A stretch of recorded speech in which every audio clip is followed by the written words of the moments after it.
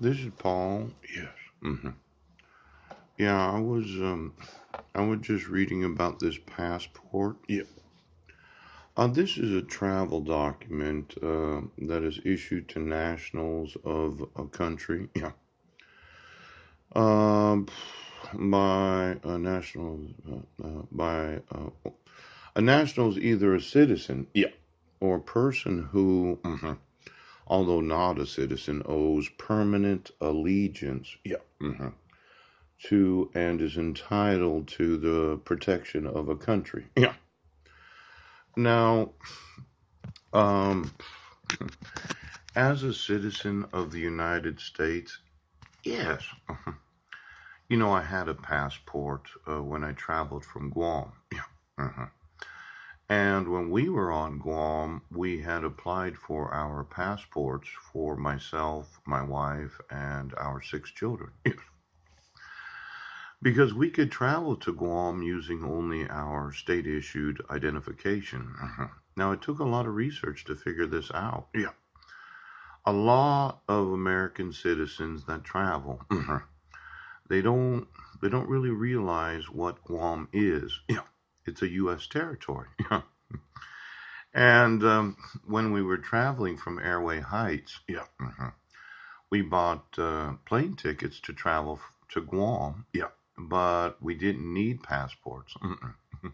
See, we flew from Spokane International Airport. Yeah.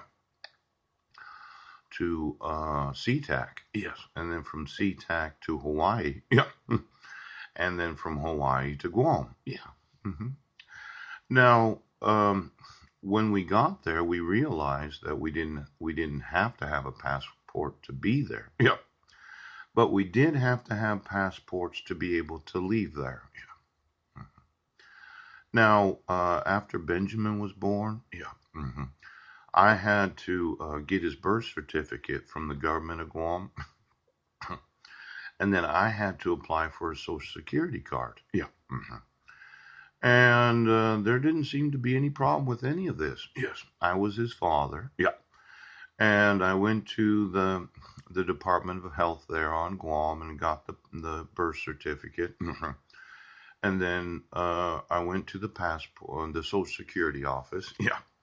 Then I went to apply for the passport so that we had available passports to be able to leave Guam. Yeah. Now, it was kind of expensive when you really think about buying, well, 8 passports because we had to renew all of the passports. Yeah. And then, well, some things happened. Yes. My wife accused me of family violence, child abuse, and assault. Now, obviously, if I wanted to keep my family there, I could have said, "Well, we don't have enough money to pay for the passports." Yes. But I thought it was important that we could leave whenever we wanted. Now, this idea of my allegiance to the United States of America, yeah, and that I'm entitled to the protections of the United States. You know, let's say I was upset today, yeah, for whatever reason, and I decided to open the door to the actual computer that issues all the passports. Yes. See, quite often when you open the door to a hacker, yes, they want to get a passport, but they don't want to identify that they don't have the legal right to the passport. Yes, because they don't owe any allegiance to the United States, and the United States doesn't owe them any protections. Right. But if you could get a passport to the United States, then you could travel from the United States to wherever you want to go. Yep. hmm hmm And that would give the impression that you, the individual that did kind of sneak into the passport supercomputer, yeah, you had them issue a passport for you. Yeah, it seems like nothing really. Now, I had seen this show. Yeah. This individual was a pickpocket.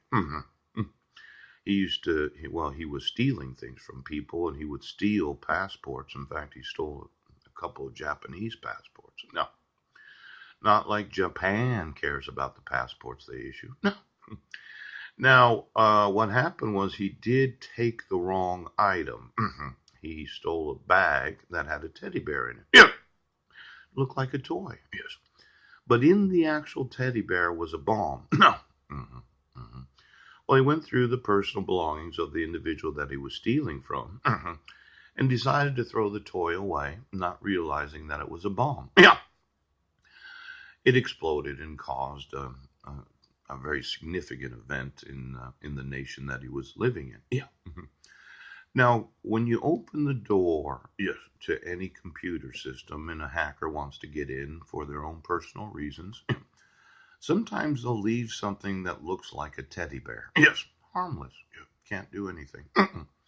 Now, they have all kinds of ways of describing these types of malicious software or worms or viruses, rootkits, whatever you want to call them. We'll just call them the teddy bear today. Now, let's say you're in the military. You did what I asked. Yes. You open the door to the enemies of the United States to take over the infrastructure of the military supercomputers. Yeah. Well, somebody went in and then they kind of left. They just left you a teddy bear. Is it possible? No!